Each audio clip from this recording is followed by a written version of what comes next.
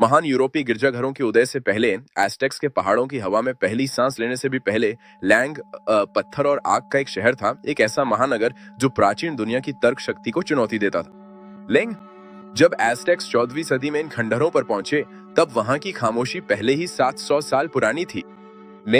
उन्होंने एक भूतिया शहर पाया जिसके निर्माता बिना कोई लिखित शब्द छोड़े गायब हो चुके थे। मैन उसकी विशालता से अभिभूत होकर उन्होंने इसे एक नाम दिया, तेओतिहुआकान। उनकी भाषा में इसका अर्थ है वो स्थान जहां देवताओं का जन्म हुआ था। लेन 400 ईस्वी में अपने शिखर पे ये पृथ्वी का छठा सबसे बड़ा शहर था।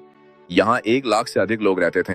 लेकिन फिर भी हम उनके नाम नहीं जानते, हम उनकी भाषा नहीं जानते। हम केवल उनकी महत्वाकांक्षा, लैंग और उनके छोड़े गए विशाल पदचिह्न जानते हैं। तेओतिहुआकान कोई ऐसा शहर नहीं था जो संयोग से विकसित हुआ हो। यह सर्वोच्च प्रतिभा का कार्य था। लोची लैंग किसी स्थान की अनूठी आत्मा को पूर्ण अनुशासन के माध्यम से साधना। जहां पुराने यूरोप के शहर प्राकृतिक रूप से उलझे हुए थे, वहीं तेओतिहुआकान को सर्जिकल सटीकता के साथ पहले से ही योजनाबद्ध किया गया था। इसकी मुख्य धुरी एवेन्यू ऑफ द डेड सच्चे उत्तर से ठीक 15.5 डिग्री पूर्व की ओर संरेखित है। ये कोई सौंदर्य संबंधी विकल्प नहीं था, ये एक ब्रह्मांडीय आधार था।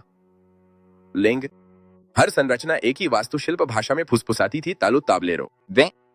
तालुद ने धरती की मजबूती दी, ताबलेरो ने दिव्यता के लिए कैनवस। ये उस सभ्यता की पहचान है जो समरूपता और स्थायित्व को महत्व देती थी।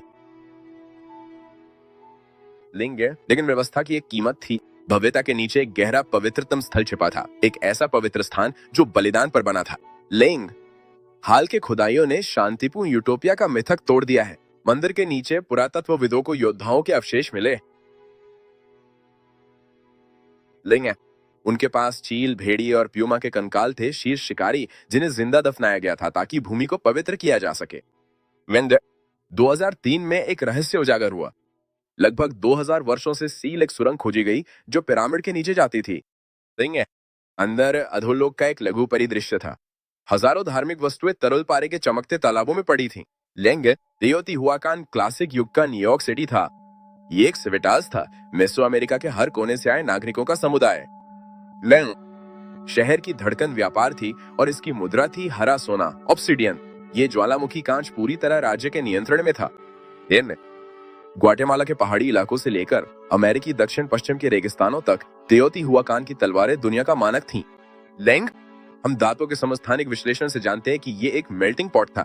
माया, जापोटेक और मिक्सटेक लोग अपने अपने जातीय मोहल्लों में रहते थे। वे अपनी अपनी भाषाएं, खाना और खुशबुएं लाए। भुना हुआ मक्का, मिर्च और कोपाल के धुएं की महक, जिससे एक इंद्रिय जाल बुना गया। लेकिन देवता भी खून बहा सकते हैं। करीब 550 ईस्वी में धुआं उठना शुरू हुआ। ये कोई विदेशी आक्रमण नहीं था। आग सटीक थी, सिर्फ अभिजात वर्ग के महलों को जलाया गया था। ये एक आंतरिक टूट थी, बहुतों का कुछ गिने चुने लोगों के खिलाफ विद्रोह। 9000 से 4000 साल पहले एक सभ्यता जो ग्रिड के अनुसार जीती थी, वही जाल उसे जला गया जब सामाजिक अनुबंध आखिरकार राख हो गया। लोग बिखर गए, लेकिन शहर की आत्मा वहीं रह गई। सदियों बाद एज़टेक इन्हीं रास्तों पे चले। तेओतिहुआकान को अपनी राजधानी टेनोच्टिटलान के नक्शे के रूप में इस्तेमाल किया। इन पत्थरों की खामोशी में, तारों की सटीक व्यवस्था में उनकी महत्वाकांक्षा अमर बनी हुई है। उन्होंने एक ऐसा शहर बनाया जो सिर्फ इंसानों के लिए नहीं बल्कि अनंत काल के लिए था।